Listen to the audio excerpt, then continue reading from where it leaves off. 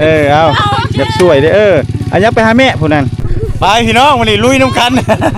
มาเงาะมาให้โลนึงพี่น้องไงมาเงาะโลนึงได้ยิน FC คอมเมนต์มาว่าโอ้เดี๋ยวนี้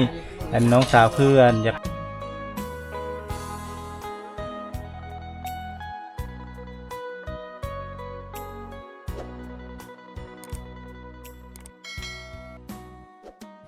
พอดีในระหว่างเส้นทางการเดินทางมาแล้วพอดีเจอน้องๆเพิ่นเนาะกำลังจะเมื่อบ้านใดบ้านวงบ่เฮ็ดได้สิมดกันนี่จะคนนี่เอาเด็กน้อยได้บ่เอาเด็กน้อยขึ้นนี่น้ำคนนึงได้บ่ได้บ่แหละ3คนนี่ขึ้นน้ำค่อยได้บ่ได้ไปจะเอามาส่ง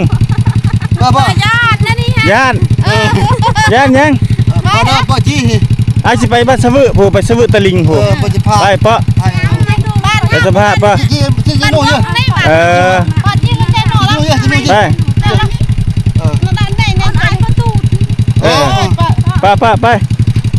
ไปบ่ต้องย่านย่านเฮ็ดยัง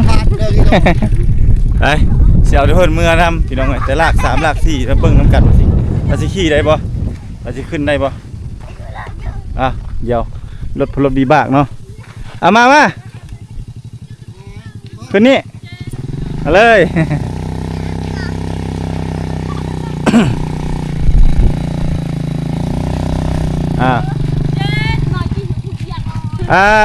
เจ้าขึ้นก่อนอันนี้ขึ้นมามาให้ผู้นี้ขึ้นก่อนเดี๋ยวไปนั่งเด้อนี่แหละเจ้าจะอยู่นี่แล้วเอากระเป๋าตั้งซะนี่เด้อมันจังนั่งได้เด้เอาขึ้นเลยเอาขึ้นบ่เป็นยังนี่เยียบนี่แหละขึ้นเลยคอยจับอยู่ขึ้นไปบ่เป็นยังขึ้นโลดเอากระเป๋าตั้งเทิงได้บ่นั่นแหละได้บ่ได้บ่ได้ไม่ยังนะกระเป๋ายังนะเอามาจับนี่ก่อนจับให้เราก่อนแป๊บนึงเอาไปชุบเจ็ดกูอยากจะไปลูกตักได้นี่ผู้นึงแล้วนั่งเทิงนี่ผู้นึงเทิงกลางพายเลยพายแล้วตั้งสินี่ตั้งบนนั่นแหละได้บ่เอาตู้ลงเลยเอาตู้ลงเข่งเอาดึงลงนั่นแหละให้เราเฮ็ดแบบนั้นเอาขึ้นอีล่าขึ้นมานี่อีนะป้าตามพลักเงินเยอะอีนั่งได้เดี๋ยวยูหลอนอันชายูมาดิเอาผู้น้อยมานั่งเทิงพี่ยับขึ้นมาพี่ยับขึ้นมายับขึ้นไม่จริงตูนเลยยับขึ้นเลยยับขึ้นอีกทางน้ำมันพุ่นขึ้นทางน้ำมันพุ่นทางนี้นะขึ้นทางเลยอัตราจะปนน้อยเลยเทิงเลยเอาแบบสวยเด้อันยับไปหาแม่ผู้นั้นยับไปคอยเด้อบัดนี้เด้อคอยขึ้นก่อนเด้อเฮ้ย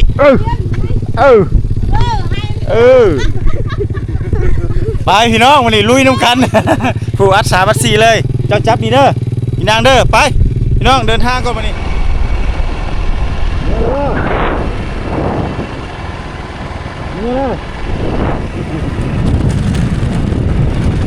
เพิ่นมีคนมาฮับเลยพี่น้องไอ้พุ่นเอาโลกอีนางพุ่นไปสิเมื่อบ้านสิไปสะวืคือกันเฮ้บ่ได้บ่ได้เนาะโอ้พี่น้อง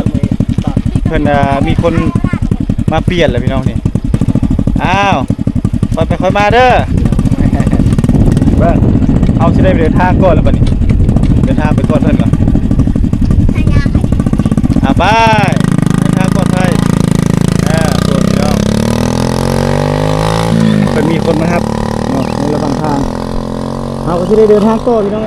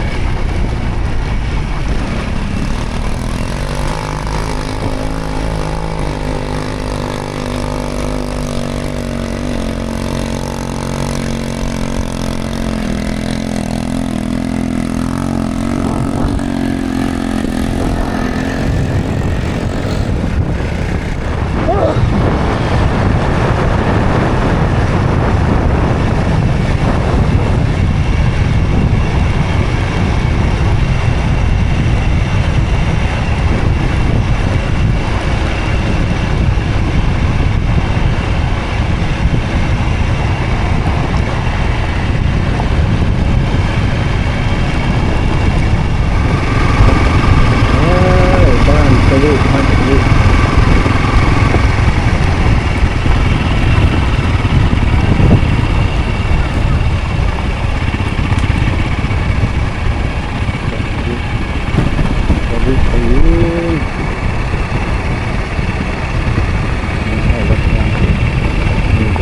เป็นระบบเล่านี่ชาวบ้านกำลังพากันไปตักน้ำนะ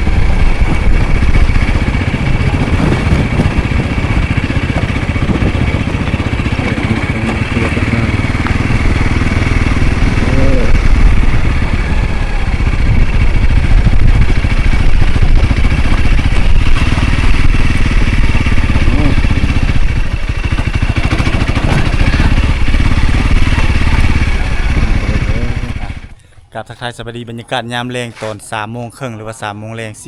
15:30 นาทีท่านผู้ชมเนาะตอนนี้บรรทุกเดินทางมาฮอดบ้านสวึเมืองหนองแขวงสวรรณเขตจุดประสงค์ของการเดินทางมานี้เพื่อจะมาตามติดวิถีชีวิตของหญิงสาวคนหนึ่งอยู่ในเขตชนบทนั่นก็คือน้องอาเวียนพี่น้องที่บรรทุกได้มาถ่ายคลิปวิดีโอใน2-3 มื้อก่อนที่ผ่านมาท่านผู้ชมเนาะมื้อนี้มาตามคำขอของ FC ว่าจะให้มาตามติดวิถีชีวิตของน้องเพิ่นมื้อนี้ก็เดินทางมาฮอดเฮือนเนาะอันนี้คือเฮือนน้องสาวเพิ่นพี่น้องเนาะนี่อันนี้คือเงินน้องอาเวียนเนาะอยากเข้ามาห่มๆอีกก็ได้อยากเข้ามาห่มๆอีกให้เห็นเนี่ยนี่พี่น้องสบายดี สบายดี หากันมาแต่ให้บ่ แม่ มาฮอดจักโมง แต่เมื่อแต่ประมาณ12 โมง 12 โมงบ่โอ้เจ้าบ่ได้โทรหาอ้ายบ่บ่ได้โทรเนาะ แห่งก็ได้ยินจะโทรแบบประมาณ12 โมงกับ45ฮะ ก็เลยแบบบ่มีสัญญาณค่ะก็เห็นข้อความแบบจะโทรก็เลยบ่ได้โทรกลับเพราะว่าบ่มีบัตรโทรฮะ บ่มีบัตรเติมเงินโทรก็เลยบ่ได้โทรกลับเนาะพอดีอ้ายเห็นเบอร์ค้างเบอร์หลัก5จักเบอร์ไผ3เทื่อที่เขาโทรมาแล้วคิดว่าน้องโทรย่านว่าน้องมีเวียกว่ามื้อนี้ค่าเวียกค่างานแหละบ่ได้มาเด้อจังซี่นะบ่ว่างเด้อจังซี่นะอ้ายก็เลยว่าโทรกลับโทรแต่โทรบ่ติดเลยบ่ฮู้ว่าเป็นเบอร์ไผอีกตอนนี้ยังเป็นปริศนาอยู่พี่น้องเอ้ยเป็นเบอร์หลัก5เนาะมื้อนี้ไปเสียหญ้าให้บ่ แม่ โอ้ไปเสียหญ้าให้หญ้าสวนคือเก่าเสียหญ้าเข้าบ่เลยว่าหญ้ามัน ยาเข้า โอ้เข้าแสดงว่าให้จะมี2ให้2พื้น 2พื้น โอ้สูงอ่ะแล้วบ่ ย่าง35กะ4มื้อนี้ หากลับไป แต่ตอนเช้าตอนแรกบ่ได้ไปเพราะว่าแดดนะ โอ้ไปแต่เช้าบ่ไปแต่เช้าแล้วตอนแรงแล้วมา บ่ประมาณนั้น ประมาณสมมุติว่าไปตอนเช้าแหละตอนเที่ยงแล้วเมื่อเฮือน มื้อเฮือน ตอนแรงแล้วบ่ไปอีก บ่ไปมื้ออื่นอีก แสดงว่าเฮ็ดเวียกแต่คาบเช้าเนาะแสดงว่าต้องตื่นแต่เช้าแม่นบ่ บ่ประมาณ7 โมง ตื่น7 โมง7 โมงเช้าแล้วก็ไป แต่เฮือนก็เลยแบบเชื่อยาเลย ประมาณนั้นพี่น้องเนาะโน่นน่ะฟ้าฝนนี่กำลังมาเลยพี่น้องเอ้ยเอาให้มันตกแน่พอดีอันนั้นมื้อนั้นมื้อน่ะฝนตกบ่ ทนตก ตกบ่มื้อนั้นแห้งบ่ บ่ได้แห้งปานใด โอ้แสดงว่าฝนไล่เบ้ซื่อเนาะ ฝนไล่เบ้ซื่อเมื่อยบ่ไปเวียก ตกนั้นก็บ่ได้ฝนตกเลย เมื่อยบ่ไปเวียกเมื่อยเนาะขึ้นไปถึงเฮือนได้บ่ได้เนาะนี่จังหน่อยเดี๋ยวเอาอันนั้นมาให้เจ้าว่าจะกินหยังก็มาพี่มาใกล้ๆพี่น้องว่าจะกินอีหยังก็ อยากกินมังงะ อยากกินมะเงาะอยากกินมะเงาะอ้าวซื้อมะเงาะมาให้โลนึงพี่น้องเอ้ยมะเงาะโลนึง ขับใจเด้อ อันนี้ปลานินโลนึงเอามาให้น้องสาวเพิ่นอันนี้น้ำอ้ายบ่มีหยัง น้ำกินได้เองอันนี้เนาะโอ้เพิ่นได้หมูป่าเนาะโอ้แสดงว่าขายหมดเลยบ่ขายแล้วขายเรียบร้อยแล้วเนาะนี่พี่น้องแล้วก็บ่มีหยังหลายเนาะน้ำใจเล็กๆน้อยๆมาฝากน้องสาวเพิ่นซื้ออันนั้นมาให้เนาะซื้อปลานิลกับมะเงาะมาให้นี่กำลังเฮ็ดเวียกเฮ็ดงานเนาะ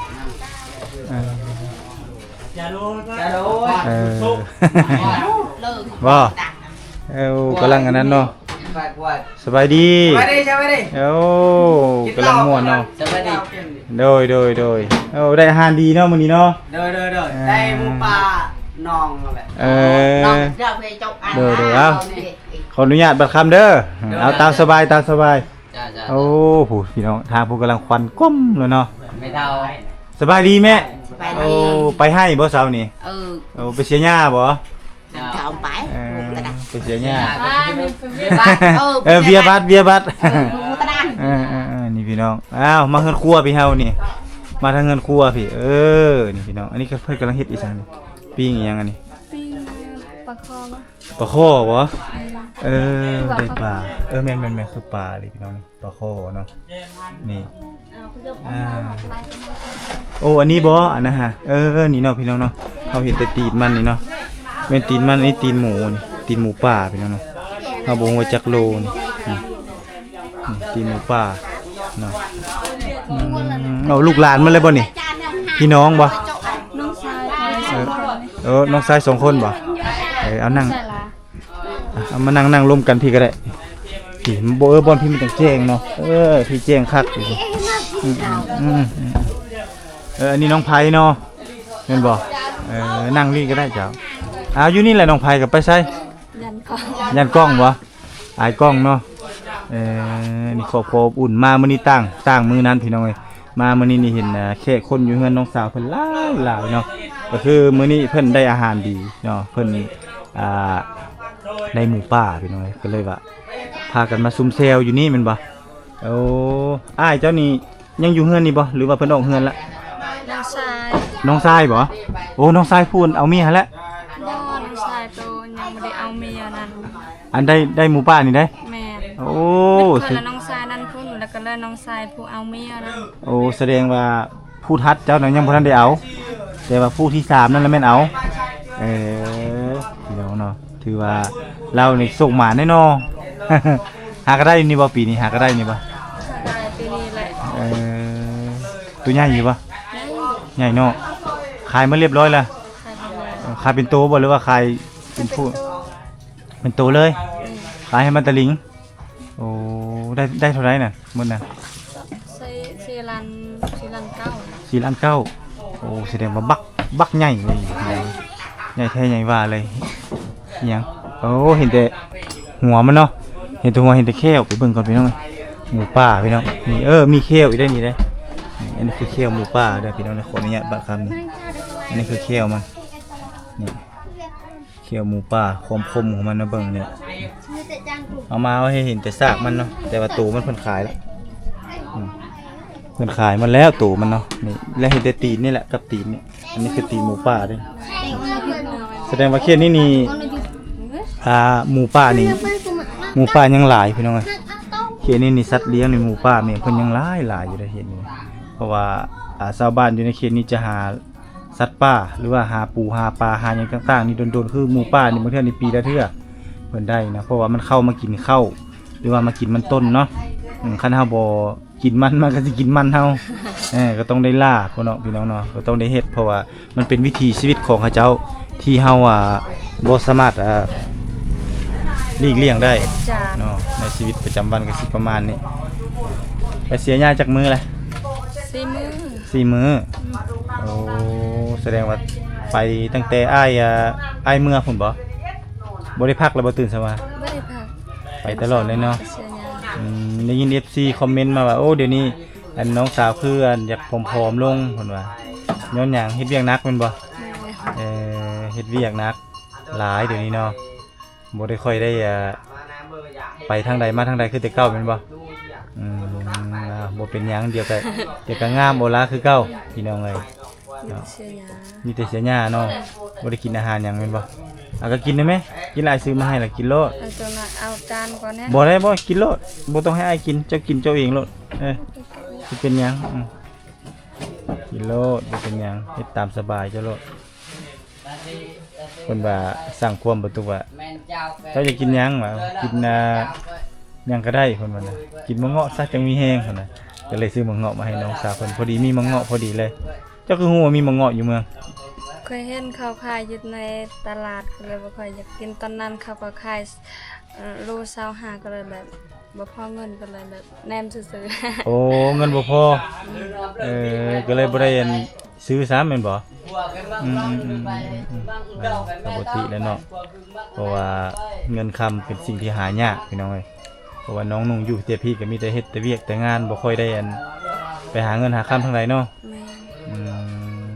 พ่อไปใช้ซะพ่อ พอคอยนอนอยู่ตารางเมาเหล้าแล้ว โอ้เมาแล้วบ่โอ้เมา มา แต่ ก็เมื่อกี้นี่ อืม พอคอยไปเฮ็ดเฮือนเขาฮะเขาจ้างเฮ็ด โอ้เขาจ้างเฮ็ดเฮือน แม่น พอเจ้าเลยไปจ้ะรับจ้างเฮ็ดเฮือนไกลบ่อยู่บ้านใด บันตะกอ โอ้อยู่บ้านตะกอพุ่นไปนอน โอ้เมื่อกี้เนี่ยก็มาฮอดไกลบ้านอาลองออกมาพอดีเห็นชาวบ้านวง4แม่ลูกเนาะกำลังพากันย่างเมื่อบ้านวงก็เลยเอาเขาเจ้าขึ้นรถนำ ลากมาไกลสิฮอดบ้านพอดีนะบ่าวเขาไปรับโจทย์ให้นะบ่าวเขาเอาไปโตอีก อีต้นเขาเจ้าเด้ พอเมื่ออยู่บ้านวง แม่นเขาเจ้าคือสิย่านได้เขาเจ้าเห็นขี้เขาว่าฝรั่งเขา เขา จะขับรถวิบาก เขารถดีบ้าเขาว่าฝรั่งเขาว่าบ่อยากขึ้นเด้เด็กน้อยบ่อยากขึ้น ก็คือกั้นน่ะไปเอิ้นคอยกินอีกเช้าเว้นคนพลังมาหาบอกเป็นพลังคนลาว คนลาวอ่ะคนแต่ว่าคนไทยบ้ามันร้าวในเมืองนั่นแหละ คิดว่าอ้ายเป็นฝรั่งบ่เห็นขี่รถใหญ่เนาะ เพราะว่าพลังตอนนั้นเขาก็มาบางเขามาขับรถอันนี้เลยฮะ อ๋อ มันเถอะเขาก็ขับรถกระยาน เขาก็เลยคิดว่าฝรั่งเนาะเอาน้องไผเจ้ากำลังเฮ็ดอีหยังน่ะ พวกเจ้ากิน เฮ็ดกินบ่น่ะเฮ็ดอีหยังอ่ะน่ะ ก็ ชิ้นหยัง กระดูกกระดูกหมูนี่แหละกระดูกหมูป่านี่แหละโอ้บ่เฮ็ดก็ได้สิเป็นหยังแต่ว่าเฮ็ดก็เฮ็ดแต่อาสิเบิ่งเด้อาสิเบิ่งวิธีขั้นตอนเราเฮ็ดเอาเวียนมานั่งใกล้ๆพี่มาเบิ่งขั้นตอนเพิ่นเฮ็ดจังไดอันนี้คือหยังอันนี้โอ้ซีนหมูเนาะซีนหมูป่าโอ้คักเนาะน้องไผนี่สิเป็นผู้แต่งกินบ่เพิ่นสิเป็นผู้แต่งกินพี่น้องเนาะให้มันฟดก่อนบ่คั่วบ่ คั่วก่อนมันบ่คั่วมันก็ยันข้าว โอ้บ่คั่วละข้าวเนาะ เพราะว่าบ่มีผักเทียมให้ โอ้บ่มีกระเทียมบ่มีหยังใส่เห็นบ่ คือปูใส่ไปนอน ขออนุญาตบัดคำเบิ่งเนาะ เลือก2จานก็บ่ได้กัน บ่เป็นหยังทรงลุยๆอยู่แล้วทรงนี่บ่เป็นห่วงมันกำลังคั่วอันนี้ก็คือส่วนที่ว่าเป็นเครื่องในเป็นอีหยังมันที่ว่าเฮาเอามาไว้กินตัวนี้เนาะ ตัวมัน โอ้หัวมันบ่ตัวนี้โอ้ เป็นมันเข้ากับตัดมัน ตีนหัวแล้วมันเฮากินเอง กินเอง แต่กระตูมันแล้วมันขามันส่วนขาส่วนโครงส่วนกระตูนั่นนี่ละขายขายเป็นแบบนั้นนะพี่น้องเนาะมันได้อยู่4ล้านปลายสิตกอยู่ประมาณ 5,000 ปลายกว่าบาทพี่น้องเนาะ 5,000 ปลาย 6,000บ่เลยประมาณนั้นพุ่นแหละพี่น้องเนาะก็เป็นอันหนึงที่ว่าพอให้เจ้าได้มีทุนเนาะดนๆมันสิได้เทื่อโชคดีได้จังได๋เด้ตัวนี้เด้เพราะว่ามันบ่แม่นสิได้ง่ายๆเนาะอยู่ฝากผู้ใกล้ๆพุ่นแหละเนาะไปเอาเนาะถือว่าไกลเด้อ น้องคอยไปห้ามซอทำน้องคอยคนเดียวมันก็บ่แพ้ บ่แพ้บ่ มันซ้ำคนก็เลยแบบจ้างเขาคนละ300,000แบบขายแล้วก็ให้เขา โอ้ไปจ้างหามมาเด้3คนนี่ ซ้ำคนน้องคอยแหละน้าบ่าวคอย2คนก็เลย แสดงว่าไกลแม่นบ่ ไก่เนาะ ไกลแฮงเนาะก็ว่ายางก็เลยแบบบ่แพ้จ้างคน ตัวแท้ก็ต้องได้จ้างโตอีกได้พี่น้องบ่แม่นมันอยู่ใกล้ๆเด้ตัวนี้มันอยู่ไกลเห็นสิว่าอะไรก็ได้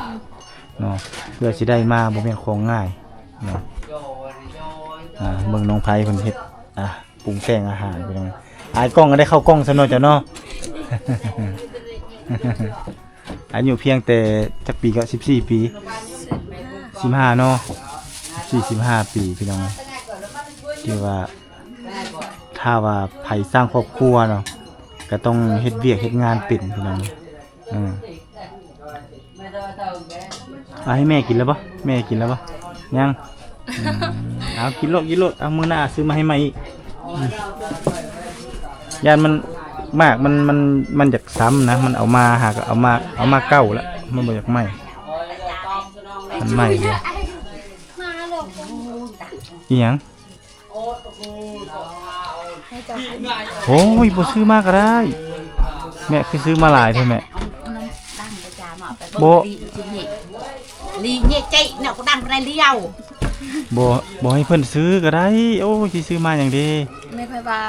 ชิ้นกระดูกหมูเบิดแล้วก็เลยแบบซื้อไก่ให้เจ้า พูน พอดี ผู้พี่น้องความเพิ่นมีน้ำใจบ่ซื้อก็ได้อีแม่ลูกกินข้าวมาแล้วบ่ซื้อก็ได้ จ่าไปรวยกันเนี่ย โอ้บ่เป็นหยังบ่เป็นหยัง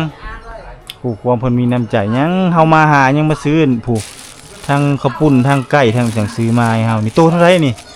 โตเท่าไหร่นี่ มื้อแลนั้นเด้ มันแหละนี่ รวยเจ็ดเชฟ 70,000บ่โอ้ผู้พี่น้องโต70ผู้ข้าวปุ้นนี่แม่นบ่นี่ข้าวปุ้นเท่าไหร่นี่ สอง 12,000 70 80 82,000แม่นบ่โอ้ทั้งหมด82,000แสดงว่าค่อยติดหนี้จะเดี๋ยวค่อยสิเอาเงินให้ อ้อนไปหา ผู้ความเพิ่นมีน้ำใจ เจ้าเฮ็ดเลย โอ้ไอ้บ่กินให้แต่เจ้ากิน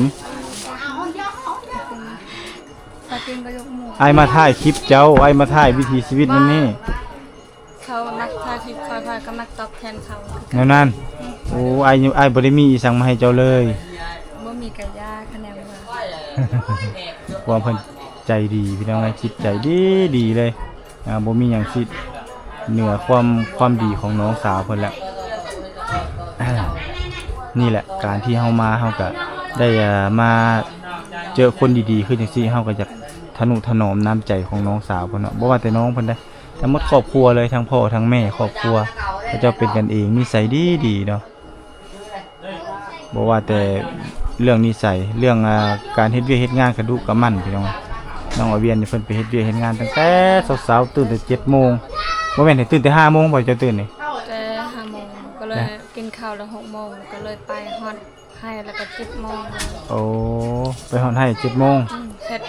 แล้วก็เฮ็ดเวียกเลย เฮ็ดเวียก2 ชั่วโมงก็เลย11 โมงก็มื้อ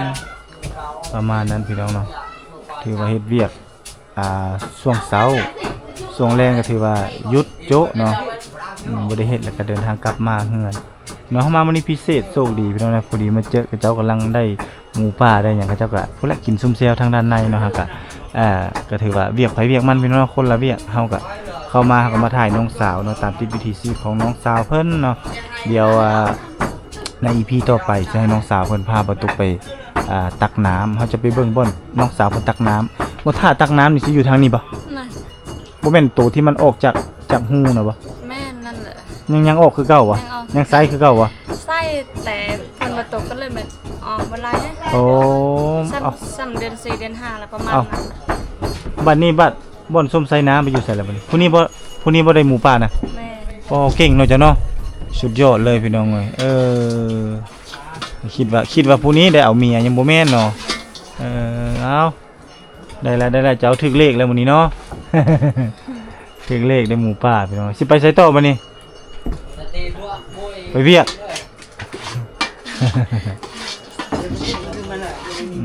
เพิ่นก็ไปเฮียนในเมืองอยู่บ่บ่ได้ไป เห็นแต่ปัญหากันเลยเรา โอ้เฮียนป .5 แล้วก็ออกเนาะแสดงว่าคนที่ว่าไปเฮียนอยู่ในเมืองนี่มีแต่น้องผู้เดียวบ่โอ้เอ้ยกกได้ไปเฮียนในเมืองเนาะเฮียนจบแล้วก็จบม .4 เนาะบ่จบซ้ำ บ่ได้เจอ มได้ซะ มาซะ มีจบม .3 แล้ว แบบบ่มีคนเอาน้องข่อยตอนนั้นน้องข่อยก็ ยังน้อย เพราะว่าพอข่อยได้เมีย2ก็เลยแบบแม่ที่3แล้วแม่น้อยก็เลยแบบเสียแล้วฮะก็เลยแบบบ่มีคนเลี้ยง โอ้ ออกเฮ็ดเวียกใส่แม่ โอ้อันนี้แหละ แม่ เมียพุทธมิตร แม่ และทมิตรแล้วมีเอาเมียผู้ที่สองมาอยู่เฮือนนี้หลังจากนั้นแล้วเพิ่นเสียแล้วบ่มีผัวน้องของอันลูกเมียผู้ที่สองแล้วเนาะก็เลยจะได้ออกมาเอา แม่นแม่ข่อยนั่นแบบเราเกิดลูกอันนั้นน่ะแบบอยู่เฮือนประมาณ3 มื้อแล้วก็เสียแล้วแม่ข่อยอีกเลี้ยง อืม ลูกแม่น้อยคนนั้น อันนั้นแม่น้อยเนาะอันนี้แม่ใหญ่เจ้าล่ะเป็นลูกผู้นี้บ่โอ้โดยเอ้าก็ถือว่าเป็นประสบการณ์คันน้องบ่เว้าอ้ายก็บ่ฮู้เลยเนี่ยเพราะว่าเคยไปสัมภาษณ์แบบเข้าบางเทื่อคันเข้าเมืองตอนนั้นแบบก็ว่าลูกพ่อแพทย์บ่ก็ว่าบ่แม่นลูกพ่อแพทย์แบบน้องพ่อยผู้นั้นแบบคือกันนะ คือกันกับเจ้าบ่ แบบคือกันแบบคือสัมภาแพทย์หั่นได้ โอ้ผู้หญิงบ่ผู้ชาย ผู้ชายเบิด ผู้ชายเหมือนเนาะแต่หน้าตาคล้ายๆกัน เขาเรียกว่าฟ้าเฟสบ่สิบ่ยันว่าเฟสยิงเฟสซ้ายสิเนาะ เดี๋ยวนี้เขาก็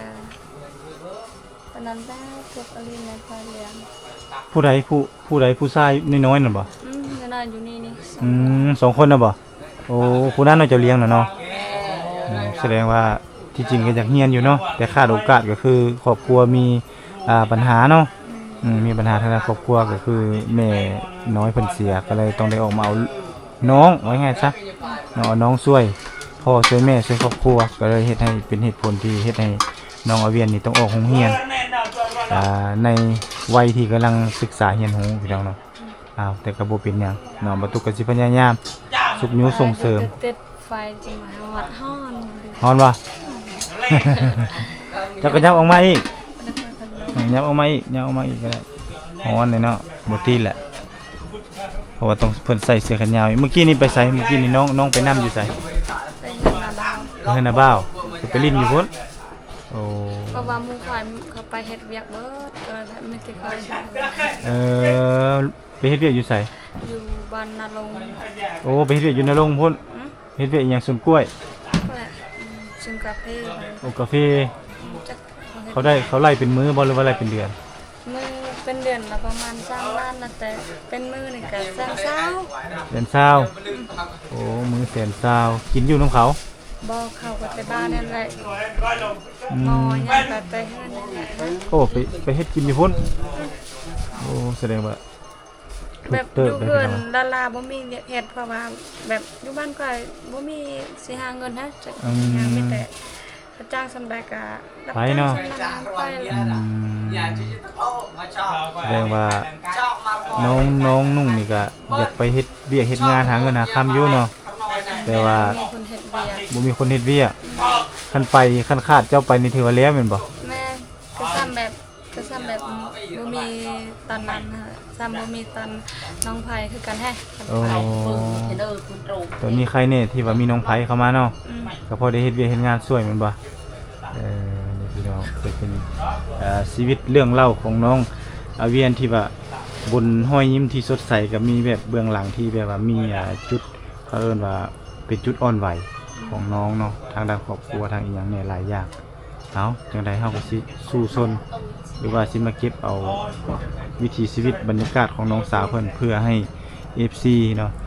หลายๆคนที่เขามาติดตามรับชมนี่ได้เบิ่งได้ชมหลายๆแง่หลายๆมุมให้น้องสาวเพิ่นมีกำลังใจ หรือว่ามีคนมาสุขยุส่งเสริมเพิ่นในอนาคตบ่าวตุกก็บ่มีหยังเนาะสิมอบให้น้องมีแต่นี่แหละเป็นสื่อกลางเพื่อจะถ่ายทอดวิถีชีวิตของน้องเพิ่นเพื่อในอนาคตเบื้องหน้าอาจจะมีคนที่ใจบุญเมตตาน้องนุ่งเพิ่นในต่อหน้าเนาะอันนี้ก็ผ่านมาเฮาบ่ฮู้เนาะว่ามีไผแน่เคยมาถ่ายน้องสาวเพิ่นเนาะแต่ว่าในปัจจุบันนี้บ่ตุกได้บังเอิญเดินทางมาเจอมาพบกับน้องเพิ่นแล้วก็เห็นอัธยาศัยของน้องเพิ่นแล้วก็ครอบครัวรวมถึงพ่อแม่เพิ่นทุกคนในครอบครัวนี่ต้อนรับบ่ตุกเป็นอย่างดีเนาะนกตัวอย่างบ่ตุกมาถ่ายเพียง2ครั้งนี้เป็นครั้งที่3เนาะแล้วก็เข้ามาถ่ายชีวิตของน้องเพิ่นก็นี่แหละบ่ตุกบ่ได้บอกบ่ได้ว่านั่นมีแต่บ่ตุกก็ซื้อสิ่งของเล็กๆน้อยๆติดไม้ติดมือมาให้เนาะบ่ตุกก็บ่มีหยังเนาะมาให้น้องเพิ่นก็มีแต่สิ่งของเล็กๆน้อยๆมาให้แต่ว่าแม่เพิ่นนี่นะเนาะเฮาทั้งที่ว่าบ่ตุกบ่ต้องการสิ่งนี้สิ่งนี้นี่ก็คือเฮาเห็นอยู่แล้วว่าฐานะครอบครัวเขาเจ้าก็บ่ได้มีนะเฮาก็เลยแบบบ่อยากเป็นภาระเนาะโดยที่เขาเจ้าต้องเอาเงินเอาคำหรือว่าเงินที่เขาเจ้าเก็บไว้ซื้อเครื่องไปงวดแล้วมาซื้อให้เฮาคือจังซี่นะเฮาก็รู้สึกว่าเกรงใจได้อ้ายเกรงใจถ้าเจ้าเนาะเพราะว่าอ้ายก็ตั้งใจอยากมาถ่ายน้องอยากให้ชีวิตการเป็นอยู่น้องดีขึ้นแล้วก็มีคนเบิ่งคนชมคนฮักคนแพงอ่ะเด้เนาะก็เลยว่าบ่อยากได้อีหยังจากน้องนอกจากความจริงใจความฮักเพลงเนาะมีแต่ให้น้องถ่ายทอดออกมาว่าวิถีชีวิตของน้องเป็นจังไดตัวอย่างว่าไปให้ไปสวนเฮ็ดเวียกเฮ็ดงานเป็นคนกตัญญูรู้บุญคุณต่อพ่อต่อแม่สำนั้นอ้ายดีใจแล้วเนาะคิดอยู่บ่ไว้สิมาหาอีกคิดบ่คิดว่ามื้อใดมื้อหนึงไอ้ตุ๊กต้องมาเนาะแต่ว่ายังคงมิดอยู่เนาะว่าคือบ่เห็นไอ้โทรหาสิบ่ แม่นบ่ บางเทื่อก็คิดว่าบางเทื่อเขาก็ให้เบอร์ผิดเพราะว่า ผิดนะยันกดผิด บ่ไอ้กดถึกแล้วเนาะจื้อแล้วเบอร์แต่ว่าบ่ได้โทรเบอร์ค้นไอ้เมื่อไรค้นเฟซเห็นเฟซเรียบร้อยแหละเวียนตัวเล็กเนาะบ่แม่นให้สาวเวียนตัวเล็กเจะตั้งน่ะไอ้ละกดขอเป็นหมู่แล้วก็เซตไปแล้ว แต่ว่าน้องบ่ตอบเลย ก็เลยว่าสงสัยบ่มีสัญญาณสงสัยบ่ได้ไปลิ้นหรือว่าเน็ตมืดบ่หรือว่าอีหยังประมาณนี้ คืนนี้เขาไม่ได้ไปเล่นเมื่อวานในเมื่อคืนเมื่อวานในเขาก็ไปเล่น ก็เลยว่าบ่ได้ตอบแชทมาหลังจากนั้นก็เลยว่าเมื่อวานนี่ว่าอยากมาแต่ว่านนี้แต่ค่าเวียกก็เลยบ่ได้มาแล้วมื้อนี้ลองโทรเบิ่งลองโทรเบิ่งกระติดเนาะตอนช่วงเช้าก็เลยว่าลมน้ำน้องว่ามาโลดก็เลยก็เลยเดินทางมาได้นี่แหละตามบ่ซันก็บ่ได้บ่กล้ามาเนาะย่านหนึ่งมาบ่เจอน้องเนาะย่านน้องไปเวียกไปงานไปนั่นไปนี่ก็บ่เจอแล้วก็แล้วเป็นจังไดอาหารอร่อยบ่แซ่บอยู่บ่คันอยู่เฮือนนี่ซ้ำนี่เฮ็ดกินเป็นบ่คันสมมุติว่าเพิ่นยังบ่ทันเอาผัวนี่ซ้ำนี่เฮ็ดกินเป็นบ่เจ้าเฮ็ดกินเป็นบ่ตอนอยู่เฮือนเจ้าได้ตอนเจ้ายังบ่ทันเอาผัวเป็นบ่ บ่เป็น บ่เอาผัวแล้วเป็นเนาะ มันคือเป็นไวแท้ซะเป็นไวเนาะ หลังจากที่เพิ่นสร้างครอบครัวปุ๊บแล้วส่วนหลายนี่บ่ว่ายิงแล้วก็ทรายชนเผ่าบรูเฮานี่ตอนยังเป็นบ่าวยังเป็นสาวนี่ส่วนหลายนี่ถ้าบางคนนี่เฮ็ดกินบ่เป็นแต่อาเวียนนี่เฮ็ดเป็นเนาะ เฮ็ดเป็นแต่บางเทื่อบ่แซ่บบางเทื่อกระจางเกลือนะคะกินไป เนาะพยายามมันแต่ว่าเฮาก็มี อยากกินคือกันแบบแซ่บแบบเฮาปรุงบ่เป็นก็ได้แบบ ก็เลยบ่แซ่บ อะไรก็กินเลย นั่นได้ก็กินไปเนาะพี่น้องเนาะก็บ่มีหยังหลายสำหรับคลิปวิดีโอนี้ก็เป็นคลิปที่ทุกเดินทางมาเยี่ยมยามถามข่าวตามติดวิถีชีวิตของน้องเพิ่นมานี่ก็ยังบ่ทันได้เฮ็ดอีสังดอกเนาะเฮาก็ขึ้นมาสัมภาษณ์น้องเพิ่นอยู่เทิงเฮือนเนาะโดยความคิดฮอดและก็คิดถึงเพราะว่า FC หลายท่านก็เพิ่นก็ให้ความสนใจประตูก็เลยเดินทางมาเยี่ยมยามถามข่าวน้องสาวเพิ่นฮอดเฮือนฮอดซ่านเลยเนาะสำหรับใครที่มากข้างในคลิปนี้ก็ฝากท่านผู้ชมไปติดตามกดไลค์กดแชร์เนาะแล้วก็กดSubscribe เพื่อเป็นคนและกำลังใจให้ประตูนี้ได้มีโอกาสเดินทางมาถ่ายคลิปน้องสาวเพิ่นเนาะเพราะว่าเดินทางมานี่ก็บ่ได้แม่นใกล้ๆพี่น้องเนาะ10ปลายหา20กิโลไปได้เพื่อสิมาเดินทางมาฮอดบ้านน้องสาวเพิ่นเพราะว่าบ้านน้องเพิ่นก็อยู่ไกลๆอยู่ฝากเซฝากภูฝากห้วยพี่แหละพี่น้องเดินทางมาฮอดพบกันใหม่คลิปหน้าท่านผู้ชมสำหรับคลิปนี้ว่าตุกและน้องสาวเวียงขอลาไปก่อนนะสบายดีเวียนสบายดีบ๊ายบาย